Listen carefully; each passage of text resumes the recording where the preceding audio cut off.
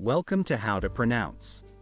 In today's video, we'll be focusing on a new word that you might find challenging or intriguing.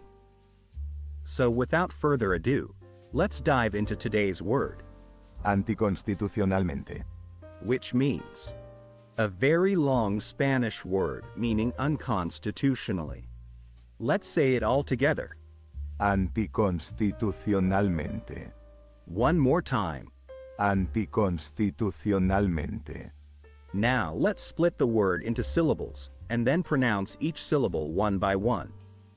an, ti, cons, ti, tu, cio, nal, men, te. Thank you for joining us on this adventure in pronunciation.